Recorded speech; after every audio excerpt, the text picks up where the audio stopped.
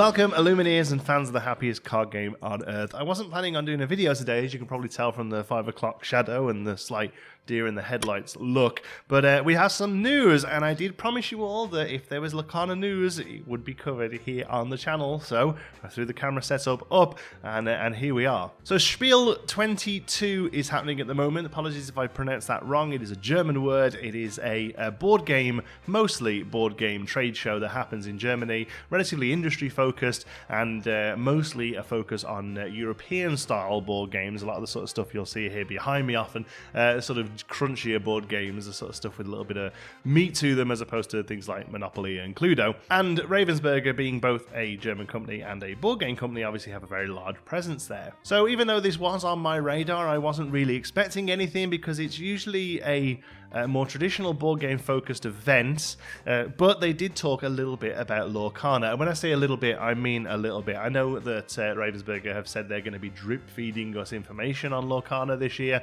but wow, it is literally a drip a month at the moment. But beggars can't be choosers, so let's take a look at what we saw at Spiel22. That's it. Basically one slide.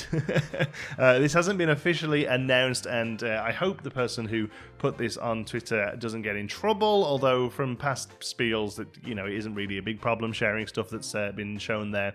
But there was a small couple of slides as part of a larger Ravensburger presentation that mentioned Lorcana. I want to make sure I get this right. Big thanks to Yellow Geek Bear, who shared this image. They are a German games podcaster, and all I can see so far is this one image. Everyone sort of reshared it. Doesn't seem to be any more news come out about Lorcana from Spiel, but obviously if we do find more later in this day, there'll probably be another video later on. But basically, yeah, Yellow Geek Bear has sat in on a Ravensburger thing there, and we have the names now of the 6 colours that were shown on the cards. So it doesn't really tell us a lot, honestly. It does tell us that there are 6 and that we've seen all 6 now.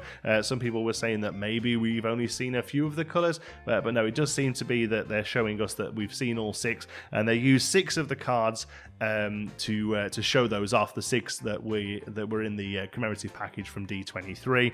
So on this slide here, we're not looking at Mickey Mouse. He obviously shares the colour red with Maleficent. So first, you've got the yellow Stitch is now amber. Now, personally, amber is more of an orangey colour, I think, but, you know, yeah, amber is yellow. I'm crazy colourblind as well, so, like, I shouldn't really be the one to comment on whether these colours are accurate or not. The green one there for Cruella de Vil is Emerald. Robin Hood's blue card is Sapphire. The purple of Elsa is Amethyst. The fiery red there of Maleficent and Mickey Mouse that we've already seen is Ruby. And then Captain Hook's grey is actually Steel. So the slight odd one out there being Steel, being the only one that's not a stone, so to speak. Some people are like, oh, why is it Steel and not Silver?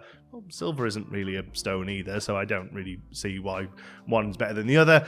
Personally, it's a nice word for grey. There are lots of different ways you can go with these. You know, a lot of games use elements. Magic obviously uses its sort of areas, plains, forests, that kind of thing. Precious stones and metals is a perfectly acceptable terminology, and I think they've picked some pretty good ones here. So as far as official stuff, that's it. Literally the 6 names of these things. Now, obviously, people have already started extrapolating from this. The original tweet itself does actually call these inks. It says the 6 inks are, but, you know, this is a not an official source. They are a German person, so, you know, it may well be a little bit lost in translation. It's a secondary source, so don't quote us on the fact that these things are going to be called inks, but it kind of all makes sense, and I think that's fair to say that these are the 6 inks of the game. So what does this really mean? I think, again, we're into wild speculation now. I think that these colours are going to be one of 2 things. They're either going to be a deck building restriction, or they're going to be a resource management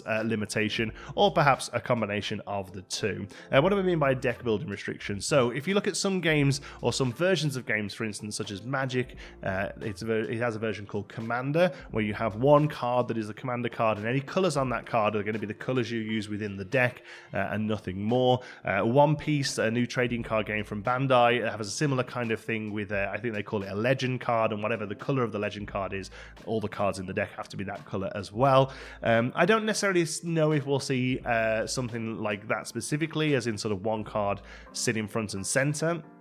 with this one, but there may well be a thing where you can only ever have up to 2 or up to 3 colors in a deck. Maybe I'm not sure. It might be a hard limit, as in it's part of the rules, or it might be a soft limit in that you can technically have all of the colors, but it's difficult to manage through the management of the resources, which is the second point. In that I think whatever the resources of the game are, be it usually paying for that cost in the corner, I think that they may well be color coded to these inks, and you have to have at least one of them available to cast a card of the same color. Again, completely spitballing. I just think that's the kind of thing I would expect to see, having these cards differentiated this way. I can't really think of other ways of doing it other than, we may well see cards in the future that say other amethyst cards get a bonus, or every time you draw a ruby card something happens, but that seems a little clunky to me. I think more likely it's going to be a way of managing how the resources are paid for these cards, but again, we'll find out more in the future. The only other thing that's mentioned on this tweet is that you go out on quests. This has been mentioned in another article as well. The first time I heard it, I'll be completely honest with you, I kind of felt like it was just a fluffy way of saying play a card game. You send your characters on quests is basically just putting a card down, but the more I see it mentioned, the more I think that maybe there is a sort of questing mechanic in this game, and that the attacking, the challenging part of the game is actually secondary perhaps to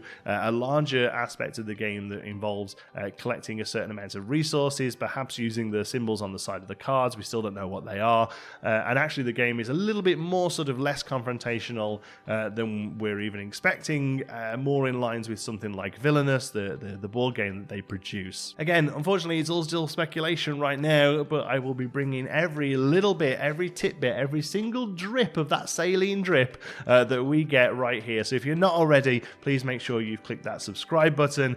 Give this video a like as well, and let me know down below what you think of the names of these colors. Is it a good fit? Is steel weird? Does ruby really suggest that it's powerful like Maleficent seems to be? I'd love to know what you think about this one, because I think they sound pretty good, but I know obviously people are all going to have opinions, and I would love to start getting a conversation going down below about it. So thank you so much for watching, and until the next one, I'll see you. I still haven't got a way of ending these videos. What do I just stop?